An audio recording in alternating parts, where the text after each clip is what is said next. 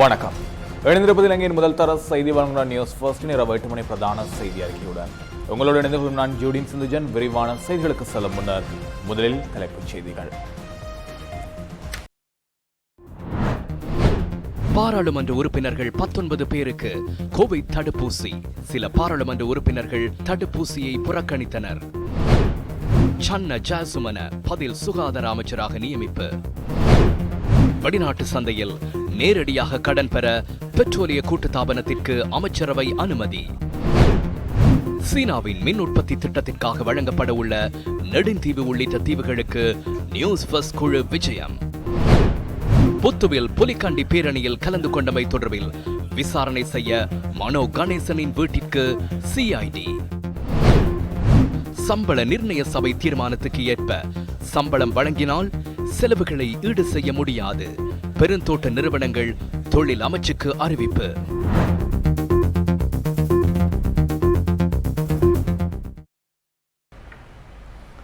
தொடர்வது விரிவான செய்திகள். இந்திய அரசினால் அன்பளிப்பாக வழங்கப்பட்டுள்ள ஆஸ்ட்ராசெனேகா கோவிஷீல்டு கொரோனா தடுப்பூசிகளை பாராளுமன்ற உறுப்பினர்களுக்கு ஏற்றும் நடவடிக்கை இன்றைய தினம் ஆரம்பமாகியது. நாரஹின்பிட்டியில் உள்ள ராணுவ வைத்தியசாலையில் பாராளுமன்ற உறுப்பினர்களுக்கு கொரோனா தடுப்பூசி ஏற்றப்பட்டது. அமைச்சர் மஹிந்த அமரவீர, ராஜாங்க அமைச்சர் சுசில் பிரேமஜயந்த், பாராளுமன்ற உறுப்பினர்களான மஹிந்த திசாநாயக், ஹர்ஷன ராஜகருணா, திஸ்ஸ அத்தநாயக், திலீப் வெதாராச்சி, பழனி திகாம்பரம் உள்ளிட்டவர்கள் இன்று தடுப்பூசியை பெற்றுக் கொண்டனர். இன்றைய தினம் 19 பாராளுமன்ற உறுப்பினர்களுக்கு தடுப்பூசி ஏற்றப்பட்டதாக பாராளுமன்ற படைக்கழு சேவிதன் நரேந்திர பெர்னாண்டோ தெரிவித்துள்ளார். பாராளுமன்ற உறுப்பினர்களுக்கு தடுப்பூசி ஏற்றும் நடவடிக்கை 4 நாட்களுக்கு முன்னெடுக்கப்பட உள்ளது. உண்மையில் சிறந்த விடயம். நாட்டில் கொரோனா தொற்று அதிகம் பரவ ஆரம்பித்துள்ளது. நாங்கள் பெரும்பாலும் பொதுமக்களுடன் இருப்பவர்கள். இது எங்கள் பாதுகாப்பிற்கு நல்லது. இது மக்களின் பாதுகாப்பிற்கும் நல்லது. பொதுமக்களுக்கு தடுப்பூசி ஏற்றியதன் பின்னரே பாராளுமன்ற உறுப்பினர்களுக்கு வழங்குகின்றனர். இதனை பெரிதுபடுத்த வேண்டாம். முழு நாட்டிற்கும் தடுப்பூசி வழங்கப்படும்.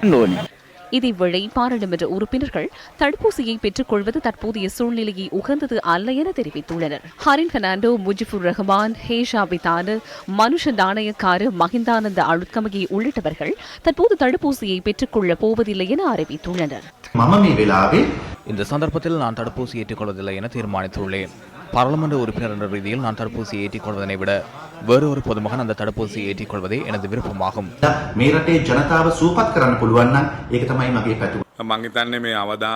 அவதான நிலைமையை எதிர்கொண்டுள்ள மக்களுக்கு முதலில் வழங்க வேண்டும். எமக்கு ஒரு வாரத்திற்கு முன்னர் இது தொடர்பில் அறிவிக்கப்பட்டது. எனினும் நான் இன்னும் தடுப்பூசியை பெற்றுக் கொள்ளவில்லை. அரசியல்வாதிகள் இனத்திற்கு முன்னிற்க வேண்டியதில்லை. இதேவேளை கொழும்பு மாநகர எல்லைக்குட்பட்ட அபாய வலயங்களில் வாழும் மக்களுக்கு கோவிட் தடுப்பூசி ஏற்றும் நடவடிக்கை இன்று இடம்பெற்றது. கம்பல் பிரதேச கிராம சேவகர் பிரிவுக்குட்பட்ட பகுதிகளை உள்ளடக்கி தடுப்பூசி ஏற்றும் நடவடிக்கை இன்று முன்னெடுக்கப்பட்டதாக ராஜாங்க அமைச்சர் சுதர்ஷினி பெர்னாண்டோ புள்ளே தெரிவித்தார். மாநகர எல்லைக்குள்ளுள்ள மக்களுக்காக முதற்கட்டமாக 5000 தடுப்பூசிகள் கிடைத்துள்ளதாக கொழும்பு மாநகர மேயர் ரோசி சேனாநாயக்க தெரிவித்தார். தற்போது 30 வயதுக்கு மேற்பட்டோருக்கு இந்த தடுப்பூசி ஏற்றப்படுகிறது. ஏனெனில் நமது நாட்டில் தரவுகளுக்கு அமைவாக 30 முதல் 64 வயதுக்குட்பட்டவர்களே அதிக அளவில் நோயாளர்களாக இனம் காணப்படுகின்றனர். 60 வயதுக்கு மேற்பட்டோர் 10% உள்ளனர். ஆகவே 60 வயதுக்கு மேற்பட்டவர்களுக்கு தடுப்பூசி ஏற்றுவதுடன் 30 முதல் 60 வயதுக்குட்பட்டோருக்கு தடுப்பூசி ஏற்றுகின்றோம். அதனூடாக நாட்டின் இயல்பு நிலையை தக்க வைத்துக் கொள்ள முடியும். சிறைச்சாலை அதிகாரிகளுக்கு தடுப்பூசி ஏற்றும் செயற்பாடும் இன்று முன்னெடுக்கப்பட்டது. இந்த தடுப்பூசி ஏற்றப்பட்டாலும் தற்போதைய சுகாதார வழிமுறைகள் அவ்வாறே பின்பற்றப்பட வேண்டும் என்பதை நினைவில் வைத்துக் கொள்ளுங்கள். தடுப்பூசி ஏற்றப்பட்டவுடன் மாஸ்கை கழட்டிவிட்டு சமூக இடைவெளியை கவனத்தில் கொள்ளாமல் செயற்படக்கூடாது. நாடு முடக்கப்பட போகின்றது என கடந்த சில நாட்களாக செய்திகள் பரவின. 2-3 நாட்கள் மூடப்படும் என்றார்கள். ஆனால் இதுவரை நாம் அவ்வாறானதொரு தீர்மானத்தை எடுக்கவில்லை. இந்த வைரஸ் வகையில் மிகவும் குறைந்த எண்ணிக்கையானோரே அடையாளம் காணப்பட்டுள்ளனர். எனவே பொதுமக்கள் இது குறித்து தேவையற்ற அச்சத்தை ஏற்படுத்திக் கொள்ள தேவையில்லை. ஆனால் இது பற்றி மிகுந்த கவனத்துடன் இருக்க வேண்டும். நாம் கூறும் சுகாதார வழிமுறைகள் குறித்து கவனத்தில் கொள்ளாமல் இருந்தால் குறுகிய கால இடைவெளிக்குள் சகல நிகழ்ச்சிகளையும் சகல செயற்பாடுகளையும் மீண்டும் முடக்க வேண்டிய கட்டாயம் நமக்கு ஏற்படும். பேராசிரியர் சன்ன ஜாசுமன பதில் சுகாதார அமைச்சராக நியமிக்கப்பட்டுள்ளார். இன்று முற்பகல் ஜனாதிபதி செயலகத்தில் ஜனாதிபதி கோட்டாபய ராஜபக்ச முன்னிலையில் அவர் பதவி பிரமாணம் செய்து கொண்டார். சன்ன ஜாசுமன ஔடத உற்பத்தி விநியோகம் மற்றும் ஒழுங்குபடுத்தல் ராஜாங்க அமைச்சராகவும் செயற்படுகின்றார். சுகாதார அமைச்சர் பவித்ரா வன்னியாராச்சி மீண்டும் சேவைக்கு சமூகம் அளிக்கும் வரை அமைச்சின் பொறுப்புகளை ஆற்றுவதற்காக சன்ன ஜாசுமன நியமிக்கப்பட்டுள்ளதாக ஜனாதிபதி ஊடகப் பிரிவு வெளியிட்டுள்ள அறிக்கையில் தெரிவிக்கப்பட்டுள்ளது. கோவிட் தொற்றினால் உயிரிழந்தவர்களின் உடல்களை அடக்கம் செய்வது தொடர்பான இறுதி தீர்மானம் தொடர்பில் அமைச்சரவை தீர்மானங்களை அறிவிக்கும் ஊடகவியலாளர் சந்திப்பில் இன்று ஊடகவியலாளர்கள் கேள்வி எழுப்பினர். கொரோனாவினால் உயிரிழப்போரின் சடலங்களை புதைப்பது தொடர்பில் பிரதமர் அண்மையில் பாராளுமன்றத்தில் கூறியிருந்தார். எனினும் ஆளும் கட்சியின் ஊடகவியலாளர்கள் சந்திப்பின் போது ஆளும் தரப்பை சேர்ந்த ஒருவர் பிரதமரின் உரை செல்லுபடியற்றது என கூறுகின்றார். අගමැතිතුමා ප්‍රකාශ කළේ එතුමාගේ අභිලාෂය. பிரதமர் தனது அபிப்பிராயத்தை முன்வைத்தார். அடக்கம் செய்வதற்கு சந்தர்ப்பம் வழங்குவது தொடர்பில் தன்னுடைய விருப்பத்தையே அவர் கூறினார். எனினும் பிரதமருக்கோ ஜனாதிபதிக்கோ அல்லது அமைச்சரவைக்கோ கொரோனா மரணங்கள் குறித்து தீர்மானிக்க முடியாது. சுகாதார சேவைகள் பணிப்பாளர் நாயகம் இது குறித்து தீர்மானிக்க வேண்டும். அவரும் தனது நிபுணர் குழுவின் பரிந்துரைகளை ஏற்று அதனை வர்த்தமானியில் பிரசுரிக்க வேண்டும். அதுவரை தற்போது காணப்படும் ஒழுங்கு விதிகளில் எவ்வித மாற்றங்களும் ஏற்படாது. සක්සිද්ධ වෙන්නේ නැහැ. ඉතින් අපිට අපි කියන්න කැමති நிபுணர் குழுவின் பரிந்துரையை பெற்றுக்கொண்டே பிரதமர் அவ்வாறு தெரிவித்தார் என்பதை தெரிவித்துக் கொள்ள விரும்புகின்றேன்.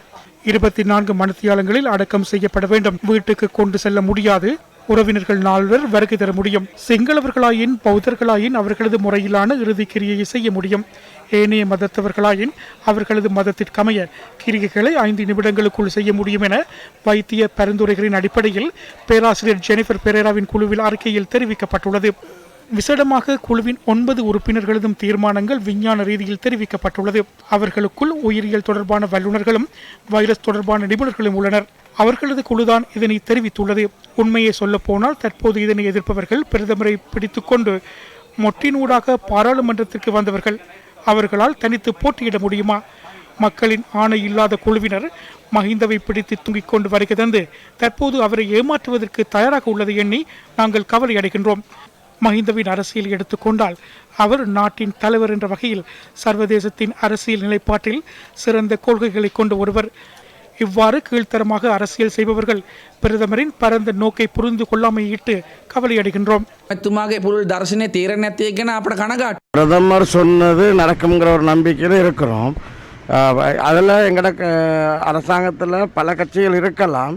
இருந்தாலும் பிரதமர் எல்லாரோடும் பேசிட்டு ஒவ்வொரு ஆட்களும் அவங்களோட தனி நிலப்பாட்டில் இருந்தாலும் நாங்கள் எப்படி எங்களோட ஜனாசாக்களை அடக்கம் செய்கிறதுக்கு அனுமதி தரணுமென்ற ஒரு எதிர்பார்ப்புலையும் அது ஒரு மத சுதந்திரம். இந்த மத சுதந்திரம் இங்கே ஜனாசாக்களை உலக நாடுகள் கிட்டத்தட்ட 185 நாடுகளில் ஜனாசாக்களை அடக்கம் பண்ண இயலும் என்றால் இங்கே ஏன் அடக்கம் பண்ண இயலாங்கிற பிரச்சனை. இது சம்பந்தமாக நினைக்கிற நிபுணத்துவ குழு பரிந்துரை ஒன்று செய்திருக்குது. 2 குழுக்கள் போடப்பட்டு இன்னொரு குழுவோட பரிந்துரையை தான் எதிர்பார்த்துருக்கிறாங்க. நினைக்கிற விரைவாக அந்த பரிந்துரையும் சாதகமாக கிடைச்சி ஜனாசாக்களை அடக்கக்கூடிய ஒரு நிலைகள் ஏற்படுங்கிற முழு நம்பிக்கை நான் இருக்கேன். 20வது அரசியலமைப்பு திருத்தத்துக்கு ஆதரவு தெரிவித்த முஸ்லிம் பாராளுமன்ற உறுப்பினர்கள் தமது ஆதரவை மீள பெற்றுக் கொள்வதாக தெரிவித்தமை தொடர்பிலும் பாராளுமன்ற உறுப்பினர் கருத்து தெரிவித்தார். அவங்கள ஆதரித்தால் அதை அரசாங்கம் ஏற்றுக்கொள்ளும். அவங்க ஆதரிக்காததுக்காக எங்களுக்கு 3-2 இல்லாமையும் போயிடாது. 3-2 பலத்தோடு நாங்கள் இருக்கிறோம். பாராளுமன்றத்தில் 20வது திருத்த சட்டத்தை கொண்டு வந்த நேரத்தில் கிழக்கு மாகாணத்திலிருந்து வந்த சில முஸ்லிம் உறுப்பினர்கள் அவர்கள் அரசாங்கத்தோடு இணைந்து வாக்களித்தார்கள். எனவே இப்போது வாக்களித்த அந்த முஸ்லிம் உறுப்பினர்களில் 4 உறுப்பினர்கள் மீண்டும் அவர்கள் நாங்கள் அன்று கண்டோம் அவர்கள் கூறியிருக்கிறார்கள் அவர்கள் இந்த ஜனாதா விஷயத்தை முன்வைத்து தான் இந்த 20வது திருத்த சட்டத்துக்கு வாக்களித்தாங்க. உண்மையாக அதை ஏற்றுக்கொள்ள முடியாத ஒரு பேச்சு. ஏனென்றால் தெளிவாக நாங்கள் விளங்கிக் கொள்ள வேணும். 20வது திருத்த சட்டம் என்று சொல்கிறது ஒன்று, ஜனாதா விஷயம் என்று சொல்கிறது இன்னொன்று. எனவே 20வது திருத்த சட்டத்துக்கு வாக்களிக்கிறது என்று சொல்றது இந்த நாட்டில் ஜனநாயகத்துக்கு எதிராக வாக்களித்தது. சட்ட பகலில் அவர்கள் செய்த தவறை ஏற்றுக்கொள்ளாம அந்த தவறை அவர்கள் மக்கள் முன்னாலே வந்து அவர்கள் உண்மையாக மன்னிப்பு கேட்டாலும் உண்மையாக அது மன்னிப்பு கொடுக்க இயலாத ஒரு விடயம். ஏனென்றால் இப்போது அவர்களால் வாக்குகளால் தான் அந்த 20வது திருத்த சட்டம் இப்போ அமுல்படுத்தியிருக்கு. இந்த செய்த தவறு வரலாறு ரீதியாக இந்த நாட்டு மக்களுக்கு செஞ்ச ஒரு துரோகம். அவர்களுடைய 2 முகங்கள் அவர்களுக்கு இருக்கிறது என்று மக்கள் அது தெளிவாக விளங்க வேணும் என்று தான் நாங்கள் கூறுவது. அவர்களுடைய கட்சி தலைமைத்துவங்கள் கூறியிருந்தது அண்மை காலத்தில் அவர்களுக்கு எதிரான நடவடிக்கைகள் எடுக்கிறது என்று. மக்கள் பார்த்து கொண்டிருக்கிறார்கள். அவர்களுக்கு எதிர்க்கக்கூடிய நடவடிக்கை என்னதென்று தான் மக்களுக்கு முக்கியமாக தேவையாக இருக்கிறது. அப்படி இல்லாமல் அவர்களுடைய நாடங்கள் மீண்டும் மக்கள் மத்தியிலே வந்து கூறுறதுக்கு இடம் கொடுக்கிறது அல்ல. பெருந்தோட்ட தொழிலாளர்களின் சம்பள விவகாரம் தொடர்பில் சம்பள நிர்ணய சபையில் எதிர்வரும் வெள்ளிக்கிழமை நடைபெறவுள்ள கலந்துரையாடலின் பின்னர் தாம் எடுக்கவுள்ள தீர்மானத்தை அறிவிப்பதாக பெருந்தோட்ட நிறுவனங்கள் சம்மேளனம் தெரிவிக்கின்றது. 900 ரூபாய் அடிப்படை சம்பளம் வழங்க வேண்டுமென சம்பள நிர்ணய சபையில் எடுத்த தீர்மானம் தொடர்பில் தமது ஆட்சேபனைகளை தெரிவித்துள்ளதாக பெருந்தோட்ட நிறுவனங்கள் சம்மேளனம் தெரிவிக்கின்றது. சம்பள நிர்ணய சபையில் எடுத்த தீர்மானத்துக்கேற்ப சம்பளம் வழங்கினால் தம்மால் செலவுகளை ஈடு செய்து கொள்ள முடியாது என தாம் தொழில் அமைச்சுக்கு வழங்கியுள்ள ஆட்சேபனையில் குறிப்பிட்டுள்ளதாக சம்மேளனத்தின் ஊடக பேச்சாளர் ரோஷான் ராஜதுரை நியூஸ் ஃபர்ஸ்டுக்கு தெரிவித்தார். தொழிலாளர்களுக்கு ஒரு நாளைக்கு 1000 ரூபாய் உழைக்க முடியுமான விதத்தில் தாம் ஏற்கனவே வழங்கியுள்ள முன்மொழிவு திட்டத்தை நடைமுறைப்படுத்துமாறும் அதில் குறிப்பிட்டுள்ளதாக அவர் தெரிவித்தார். தமது கோரிக்கை நிறைவேற்றப்படாவிட்டால் எடுக்கவுள்ள தீர்மானம் தொடர்பில் வெள்ளிக்கிழமை சம்பள நிர்ணய சபையுடன் நடைபெறவுள்ள பேச்சுவார்த்தையின் பின்னர் அறிவிக்கவுள்ளதாகவும் பெருந்தோட்ட நிறுவனங்கள் சம்மேளனத்தின் ஊடக பேச்சாளர் கூறினார். இதேவேளை இன்று நடைபெற்ற அமைச்சரவை தீர்மானங்களை அறிவிக்கும் ஊடக சந்திப்பில் இது தொடர்பில் வினவப்பட்டது.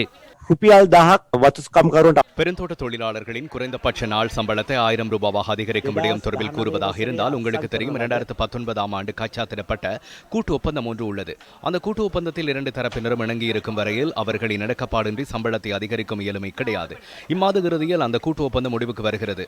அதன் பிறகு 2 தரப்பினருக்கும் இடையில் சம்பள அதிகரிப்பு தொடர்பாக இணக்கப்பாடு எட்டப்படாததால் முன்னரை போன்று புதிய கூட்டு ஒப்பந்தத்துக்கு செல்வதற்கு பதிலாக தொழில் அமைச்சுக்கு அதிகாரமுள்ள சம்பள நிர்ணய சபையூடாக குறைந்தபட்ச சம்பளத்தை 1000 ரூபாவாக அதிகரிக்க அமைச்சரவை குழு தீர்மானித்துள்ளது. கூட்டு ஒப்பந்த முடிவுக்கு வந்த பின்னரே அது நடைமுறைப்படுத்தப்படும். සාමූහික ගිවිසුම අවසන් වීමෙන් පසුවයි. பாராளுமன்ற உறுப்பினர் மனோ கணேசனிடம் ககுவலை போலீசார் இன்று தினம் வாக்குமூலம் பெற்றுக் கொண்டனர்.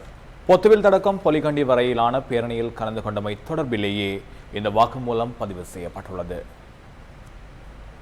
கொகுவளையில் அமைந்துள்ள அவரின் வீட்டில் வைத்து வாக்குமூலம் பெற்றுக் கொள்ளப்பட்டது. இலங்கையின் ஜனநாயக வரவுகளுக்கு உட்பட்டு நடைபெற்ற ஒரு பேரணி அது அரசு எதிர்ப்பு பேரணி தான். ஆனால் நாட்டு எதிர்ப்பு பேரணி அல்ல. நாடு என்பதற்கும் அரசாங்கம் என்பதற்கும் உள்ள வேறுபாடு நன்றாக நாங்கள் அறிவோம் என்று கூறியிருக்கின்றேன். அது மட்டுமல்ல, இலங்கையில் வாழக்கூடிய இலங்கை என்ற பல இன பல மொழி பல மதங்களை கொண்ட நாட்டு மக்கள் வாழக்கூடிய நாட்டை காப்பாற்றும் பொதுவான நோக்கிலும் நாட்டுக்குள்ளே வாழக்கூடிய தமிழ் பேசும் மக்களின் அபிலாசைகளை துன்பங்களை துயரங்களை கஷ்டங்களை எல்லாம் உரத்த குறையில் எடுத்து கூறும் முறையில் தான் அந்த பேரணி நடைபெற்றது. ஆகவே அந்த பேரணியில் கலந்து கொண்ட நாங்கள் எல்லோருமே COVID-19 சுகாதார வழிமுறைகளை கடைபிடித்திருந்தோம். அது மட்டுமல்ல, என்னை பொறுத்தவரை எவருமே எனக்கு தடை உத்தரவை கொண்டும் தரவும் இல்லை. இது தடை உத்தரவுகள் வடகிழக்கு பேரணிக்கு எடுக்கப்பட்டாலும் கூட பார்த்தால் அது ஆரம்பத்துக்கு முன்னாலும் சரி, பிறகும் சரி, இன்றும் சரி, நேற்றும் சரி, கொழும்பிலும் பல இடங்களிலுமே இத்தகைய பல்வேறு பேரணிகள் ஆர்ப்பாட்டங்கள் ஊரடங்கு நடந்து கொண்டு தான் இருக்கின்றன. ஆகவே ஒரே நாடு ஒரே சட்டம் என்று அரசாங்கம் சொல்கின்றது. அது கேலிக்கூத்தாக அல்லவா இருக்கின்றது. நீதிமன்றம் தடை உத்தரவு தந்திருந்தாலும் கூட நீதிமன்றத்துக்கு சட்டவாதி திணைக்களமும் போலீசும் தந்திருக்கக்கூடிய தகவல் அடிப்படையிலே தான் அந்த தடை உத்தரவு வழங்கப்பட்டிருக்கின்றது. ஆகவே நீதிமன்றத்தை பாரப்படுத்துகின்றேன். தற்போது எம்மை சூழ என்ன நடைபெற்றுக் கொண்டிருக்கிறது? சர்வதேச அரசியல் நெருக்கடியில் நாம் சிக்கியுள்ளோமா என்ற கேள்வி மத்தியில் எழுந்திருக்கின்றது. குறிப்பாக இந்த படத்தை பார்க்கும்போது ஒரு சில விடயங்களை எங்களால் அனுமானிக்க கூடியதாக இருக்கிறது. குறிப்பாக கொழும்பு துறைமுகத்தை எடுத்துக்கொண்டால் மேற்கு முனையம் தொடர்பாக பேசும்போது இந்திய ஜப்பான் நாடுகள் ஒன்றிணைந்து நடவடிக்கைகளை முன்னெடுப்பதற்கு தற்போது அமைச்சரவையில் கலந்துரையாடல்கள் இடம்பெற்றுக் கொண்டிருக்கிறது. குறிப்பாக அம்மாந்தோட்டை எடுத்துக்கொண்டால் அதிகமாக லாபம் ஈட்டும் பகுதிகள் சீனா வசமே இருக்கின்றமை குறிப்பிடத்தக்க விடயம். அதே போன்று திருகோணமலை எடுத்துக்கொண்டீர்கள் என்று சொன்னால் திருகோணமலை மாவட்டத்தில் இருக்கின்ற எண்ணெய் தாங்கிகள் தற்போதும் இந்தியா வசமே இருக்கிறது. அது மாத்திரமல்ல, திருகோணமலையினுடைய இயற்கை துறைமுகத்தை அபிவிருத்தி செய்வதற்கும் நடவடிக்கைகள் அதே போன்று கலந்துரையாடல்கள் இடம்பெற்றுக் கொண்டிருக்கிறது. அது மாத்திரமல்ல, வடபகுதியை நீங்கள் எடுத்துக்கொண்டீர்களானால் வடபகுதியில் உள்ள 3 முக்கிய தீவுகளில் சீனா தன்னுடைய மின் உற்பத்தி திட்டங்களை முன்னெடுப்பதற்கு அமைச்சரவையில் அங்கீகாரம் கிடைத்திருக்கிறது. இவை ஒரு சில சான்றுகள் மாத்திரமே. தற்போது ஹம்பாந்தோட்டை துறைமுகம் தொடர்பாக புதிய வாத பிரதிவாதங்கள் எழுந்திருக்கின்றன. என்ன அந்த வாத பிரதிவாதங்கள்? ஹம்பாந்தோட்டை துறைமுகத்திற்கு உரித்தான காணியில் சீனாவுக்கு குத்தகைக்கு கொடுக்கப்பட்டுள்ள பகுதியில் அமைந்துள்ள இலங்கை கடற்படை முகாமை வேறு இடத்திற்கு மாற்ற தீர்மானிக்கப்பட்டுள்ளதாக கடந்த 7ஆம் தேதி ஆங்கில நாளேடு ஒன்றில் செய்தி வெளியானது. துறைமுகத்தை குத்தகைக்கு வழங்கும் ஒப்பந்தத்தின் பிரகாரம் அந்த முகாம் சீனாவுக்கு குத்தகைக்கு வழங்கப்பட்ட காணியில் அமைந்துள்ளதாக துறைமுகங்கள் அதிகார சபையின் தலைவர் ஓய்வு பெற்ற ஜெனரல் தயா ரத்நாயக்கவை மேற்கோள் காட்டி அந்த பத்திரிகை வெளியிட்டிருந்த செய்தியில் குறிப்பிட்டிருந்தது. இது தொடர்பாக அமைச்சரவை தீர்மானங்களை அறிவிக்கும் ஊடக சந்திப்பில் இன்று வினவப்பட்டது. ஹம்பாந்தோட்டை துறைமுகத்தின் சீனா வசமுள்ள பகுதியில் அமைந்துள்ள இலங்கை கடற்படையின் முகாமை அப்புறப்படுத்திக் கொள்ளுமாறு கோரிக்கை விடுக்கப்பட்டுள்ளதா? அதற்கமைய தற்போது அந்த முகாமை அப்புறப்படுத்த தேவையான நடவடிக்கைகள் எடுக்கப்பட்டுள்ளதா? ඇත්තෙන්ම අපේ ආණ්ඩු බලයට පත්වීමෙන් පසු உண்மையில் எமது அரசாங்கம் ஆட்சிக்கு வந்த பின்னர் ஜனாதிபதி இது குறித்து சீனாவுடன் நடத்திய பேச்சுவார்த்தையின் பொழுது துறைமுகத்தின் முழு பாதுகாப்புக்கான பொறுப்பையும் இலங்கை கடற்படைக்கு வழங்க தீர்மானிக்கப்பட்டுள்ளது. ஆகவே கடற்படை முகாமை அப்புறப்படுத்துவது குறித்து பிரச்சனை இல்லை. ඉවත් කිරීම පිළිබඳ ප්‍රශ්නයක් පැනනගින්නේ නැහැ. எவ்வாறாயினும் ஹம்பாந்தோட்டையில் 15,000 ஏக்கர் காணி சீனாவுக்கு வழங்கப்பட்டுள்ளதாக முன்னிலை சோசலிச கட்சி இன்று குற்றம் சாட்டியது. ஹம்பாந்தோட்டை துறைமுகத்தை அண்மித்த 15,000 ஏக்கரை சீனாவுக்கு வழங்குவதற்கு இவர்கள் உடன்படிக்கை செய்துள்ளனர். இவ்வாறு மொனராகலை மற்றும் ஹம்பாந்தோட்டை மாவட்டத்தில் 15,000 ஏக்கர் காணியை சீனாவின் நிறுவனம் ஒன்றுக்கு வழங்க உள்ளனர்.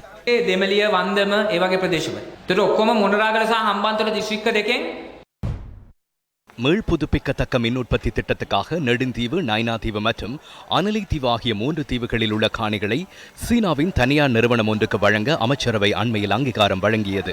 இந்த திட்டத்துக்காக நெடுந்தீவில் ஒதுக்கப்பட்டுள்ள இடம் தொடர்பாக ஆராய்வதற்காக நியூஸ் ஃபர்ஸ்ட் குழாம் இன்று அங்கு சென்றது. யாழ்ப்பாணத்தின் மிகப்பெரிய தீவான நெடுந்தீவு தமிழகத்தின் ராமேஸ்வரத்திலிருந்து சுமார் 50 கிலோமீட்டர் தூரத்தில் அமைந்துள்ளதால் இந்த பகுதி பூகோள ரீதியில் முக்கியத்துவம் பெற்றுள்ளது. 47.5 சதுர கிலோமீட்டர் பரப்பளவை கொண்ட இந்த தீவின் கரையோர பகுதி அண்மித்துள்ள 12 ஏக்கர் காணி காற்றாலை மற்றும் சூரிய சக்தி மின் உற்பத்தி திட்டத்துக்காக ஏற்கனவே ஒதுக்கப்பட்டுள்ளது. யாழ்குடா நாட்டிற்கு சொந்தமாக உள்ள நெடுந்தீவில் நாங்கள் தற்போது இருக்கின்றோம். நெடுந்தீவு தொடர்பாக அண்மை காலமாக உள்நாட்டில் மாத்திரமல்லாமல் சர்வதேச ரீதியிலும் கவனம் செலுத்தப்பட்டிருக்கின்றது. காரணம், நெடுந்தீவிலே மீள் புதுப்பிக்கத்தக்க சக்தி மின்சார உற்பத்தி திட்டத்திற்காக ஒரு காணியை சீன நிறுவனத்திற்கு வழங்குவதற்கு அண்மையிலே அமைச்சரவை தீர்மானித்திருந்தது. நீங்கள் காணக்கூடியதாக இருக்கும் இந்த பற்றை காடு அமைந்துள்ள பிரதேசம், இந்த பிரதேசம் ஏற்கனவே எல்லையிடப்பட்டிருக்கின்றது. குறிப்பாக நெடுந்தீவு பிரதான வீதிக்கும் திருலிங்கபுரம் கிராமத்திற்கு செல்லும் வீதிக்கும் இடைப்பட்ட பகுதியில் தான் இந்த காணி அமைய பெற்றிருக்கின்றது.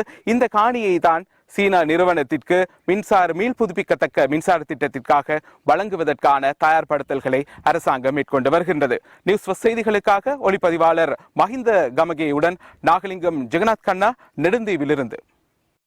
இந்த திட்டம் தொடர்பாக நெடுந்தீவு திரு லிங்கபுரம் கிராம மக்கள் கருத்து தெரிவித்தனர்.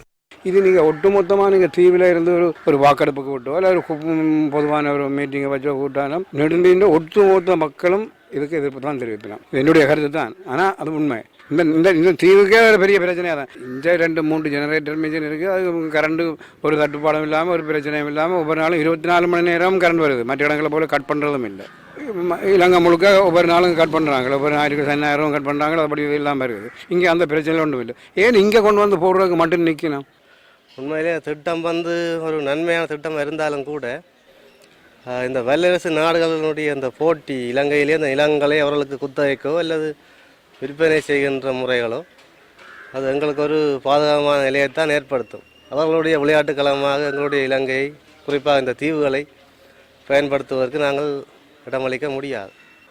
இந்தியா, குறிப்பாக எங்களுடைய அண்டை நாடாக இருந்தாலும் இந்தியா தற்செயலாக ஒரு யுத்தம் உண்டால் அதுக்குரிய களமாக இருந்தால் தீவு இல்லாமல் போகக்கூடிய சான்ஸ் கூட இருக்கிறது. ஏற்கனவே பல்வேறு அழிவுகளை எதிர்நோக்கியுள்ள தமக்கு இந்த சர்வதேச நெருக்கடியால் மீண்டும் பிரச்சனைகள் ஏற்படலாம் என மக்கள் அச்சம் வெளியிட்டுள்ளனர். இப்போ நாங்கள் பேப்பர்லையும் செய்தியிலும் தான் கேட்ட நாங்கள் இப்படி விண்மில் பவர் வரப்போதிங்க சீனாவுக்கு நெடுந்தீவு, அனல்தீவு, 70 எல்லாம் வித்தாச்சு. ஆனால் இங்கே அதை பற்றிய ஏதாவது கருத்துரைகளோ அல்லது கோஆர்டினேட்டிங் மீட்டிங்கில் முடிவுகள் எடுத்து ஒன்றும் பொதுமக்களிடம் ஒரு முடிவும் எடுக்க இல்லை. நோய் அறிகுறி இல்லாமல் வாழ்ந்த சனங்கள் தான் இங்கே இப்பயும் 100 வயசுக்கு மேலே ஆட்கள் வாழ்ந்துட்டு இருக்கிறாங்க. அப்போ அதுகள் அவங்க கொண்டாந்து போட்டு என்னத்தை அடிக்க போகிறாங்களோ தெரியா, ஃபேக்டரி கட்ட போகிறாங்களோ இல்லை ஏதோ நல்ல விஷயமாகவும் இருக்கலாம். நீ நடந்து போகக்குள்ள தான் அதுகளை நாங்கள் எதிர்காலத்தை பற்றி இருக்க வார சந்நிதிகளை பற்றி யோசிக்க வேண்டிய கட்டம் வரும். ஆறுக்கு இப்போ எல்லாமே கொடுத்துட்டு தானே போகிறாங்க. இதேவேளை நயினாதீவு மற்றும் அனலை தீவிலும் மீள் புதுப்பிக்கத்தக்க மின் உற்பத்தி திட்டத்தை ஆரம்பிக்க உள்ளமை குறிப்பிடத்தக்கது. வடபகுதியில் உள்ள 3 தீவுகளை சீனாவுக்கு வழங்கும் திட்டத்தில் எவ்வித மாற்றங்களும் மேற்கொள்ளப்படவில்லை என அமைச்சரவை முடிவுகளை அறிவிக்கும் ஊடக சந்திப்பில் கருத்து தெரிவிக்கப்பட்டது. விலைமனு கோரலின் அடிப்படையில் சீன நிறுவனத்திற்கு அதனை வழங்குவதற்கு அமைச்சரவை அனுமதி வழங்கியுள்ளது. அந்த அமைச்சரவை தீர்மானத்தை தாமதப்படுத்துவதாகவோ அல்லது ரத்து செய்வதாகவோ மின்சக்தி அமைச்சர் அமைச்சரவைக்கு அறிவிக்கவில்லை. எனவே அந்த தீர்மானம் தொடர்ந்தும் வலுவில் உள்ளது என்பதாகவே நான் நினைக்கின்றேன். சீனா தொடர்பாக இவ்வாறான நிலை உருவாகி இருக்கின்ற நிலையில் தற்போது இந்தியாவில் ஒரு புதிய விடயம் தொடர்பாக தற்போது முக்கியமான விடயம் தொடர்பாக பேசப்படுகின்றது. உங்களுக்கு தெரியும், அண்மையில் திரிபுரா முதலமைச்சர் வெளியிட்ட கருத்து, இலங்கையில் பாரதிய ஜனதா கட்சி அரசியலில் பிரவேசிப்பதற்கான முயற்சிகளில் ஈடுபடுவதாக அவர் கூறியிருந்த அந்த கருத்து தற்போது சர்ச்சையை ஏற்படுத்தி இருக்கிறது. அவர் வெளியிட்ட கருத்து இப்பொழுது நாங்கள் பார்ப்போம். முதலமைச்சருடைய கருத்தை நாங்கள் பார்க்கும்போது குறிப்பாக நேபாளமும் இலங்கையும் மாத்திரமே எஞ்சியிருப்பதாகவும் அதனை வெற்றி கொள்வதற்கும் தான் நடவடிக்கை எடுப்பதாக கூறியிருக்கின்றார். இந்த கருத்து பாரிய சர்ச்சை ஏற்படுத்திய ஒரு கருத்தாக அமைந்திருந்தது. அந்த கருத்தில் குறிப்பாக 2 முக்கிய உறுப்பினர்களுடைய பெயரை அவர் குறிப்பிட்டிருந்தார். அதில் ஒருவர் தான் அமித் ஷா. இவர் இந்தியாவினுடைய தற்போதைய உள்துறை அமைச்சராக கடமையாற்றுகின்றார். அதே போன்று அஜய் என்கின்ற மற்றைய உறுப்பினர் குறிப்பாக 2014ஆம் ஆண்டு தொடக்கம் 2020ஆம் ஆண்டு வரை பாரதிய ஜனதா கட்சியினுடைய தலைவராக செயற்பட்டவர் தான் அமித் ஷா. தற்போது உள்துறை அமைச்சராக செயற்படுகின்றார். அஜய் என்பவர் யார் என்று பார்க்கும்போது அவர் குறிப்பாக பாரதிய ஜனதா கட்சியினுடைய ஒரு பிராந்தியத்தினுடைய முக்கிய பகுதிகள் சிலவற்றினுடைய தலைமைத்துவத்தை ஏற்று செயற்படுகின்ற ஒருவர். அவருடைய பின்புலம் என்னவென்று சொன்னால், பாரதிய ஜனதா கட்சியினுடைய ஒரு அங்கமாக குறிப்பிடப்படும் இயக்கமான இந்து தேசியவாத அமைப்பான RSS என்ற அந்த இயக்கத்தின் அல்லது அந்த அமைப்பினுடைய ஒரு முன்னிலை செயற்பாட்டாளராக அவர் செயற்படுகின்ற ஒருவராக கருதப்படுகின்றார். குறிப்பாக இந்த RSS அமைப்பு என்று சொல்லும்போது இந்து தேசியவாத அமைப்பாக செயற்படுகின்றது. குறிப்பாக இலங்கையில் அந்த அமைப்பு தடம் பதிப்பதற்கு முயற்சிக்கும் இந்த தருணத்தில் இந்த முக்கியமான இருவரும் அதில் முன்னிலை செயற்பாட்டாளர்களாக விளங்குகின்றார்கள். எவரும் கருத்துக்களை தெரிவிக்க முடியும். எனினும் அவர்களுக்கு எமது நாட்டு மக்களே வாக்களிக்க வேண்டும். அத்துடன் தேர்தல்கள் ஆணைக்குழுவுக்கு சென்று விண்ணப்பத்தை பூர்த்தி செய்து குறித்த நிபந்தனைகளை பூர்த்தி செய்து அரசியல் கட்சியை பதிவு செய்ய முடியும். அவ்வாறான பல அரசியல் கட்சிகள் உள்ளதல்லவா? தேர்தலில் வாக்களிக்கும் போது பட்டியலை பார்த்தால் ஆக கீழாகவே அவை இருக்கும். தேர்தல்கள் ஆணைக்குழு அதனை ஏற்றுக்கொள்ளுமாக இருந்தால், நாட்டில் அது சட்டப்பூர்வமாக ஏற்றுக்கொள்ளப்படுமாக இருந்தால் அவர்களால் இங்கு முன்னிற்க முடியும். வெளிநாட்டு சக்திகளுக்கு எமது அரசாங்கம் அடிபணியாது. விதேச பலப்பෑම්වලට අපේ ආණ්ඩුව යට වෙන්නේ නැහැ. பாரதிய ஜனதா பக்ஷே சபாபதி விருந்து பிரசாரத்தின் போது அவர் அவ்வாறு கூறியதாக திரிபுரா முதலமைச்சரை தெரிவித்துள்ளார். அமித்ஷா அவ்வாறு கூறியதற்கான விதமான சாட்சிகளும் இல்லை. அவர் அதனை கூறியுள்ளதாக 3ஆம் தரப்பை கூறுகின்றது. குறிப்பாக இலங்கையின் கம்யூனிஸ்ட் கட்சியின் கிளைகள் வேறு நாடுகளில் ஸ்தாபிக்கப்பட்டுள்ளன. உத்தியோகபூர்வமாக அந்த நிலைப்பாட்டில் இருந்தாலும் இந்த நாட்டின் தேசப்பட்டுள்ள மக்கள் வெளிநாட்டு கட்சிகளுக்கு இந்த நாட்டில் அரசியல் செய்வதற்கு அதிகாரம் வழங்குவார்கள் என நாம் நம்பவில்லை. கடந்த காலங்களில் நாம் அனைவருக்கும் தெரியும், இலங்கையிலே கிழக்கு துறைமுக முனையம் சம்பந்தமான போராட்டங்கள் வெடித்தன. போராட்டத்தின் எதிரொலியாக தற்போதுள்ள மஹிந்த ராஜபக்ச கோட்டாபய ராஜபக்சவின் அரசாங்கத்திற்கு அதனை சுருட்டி கொள்ள வேண்டிய ஒரு நிலை ஏற்பட்டு இப்போது வடக்கு முனையத்தை இந்தியாவுக்கு வழங்குவதற்கான பேச்சுவார்த்தைகள் நடந்து கொண்டிருக்கின்றன.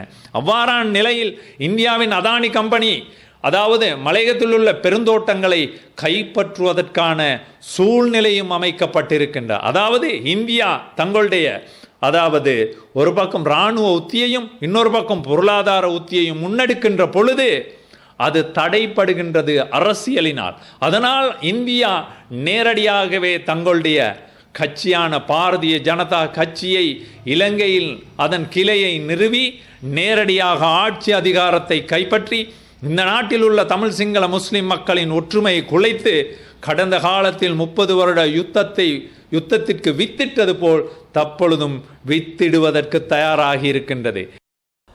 பெட்ரோலிய கூட்டுத்தாபனத்திற்கு வெளிநாட்டு சந்தையில் நேரடியாக கடன் பெற அமைச்சரவை அனுமதி கிடைத்துள்ளது.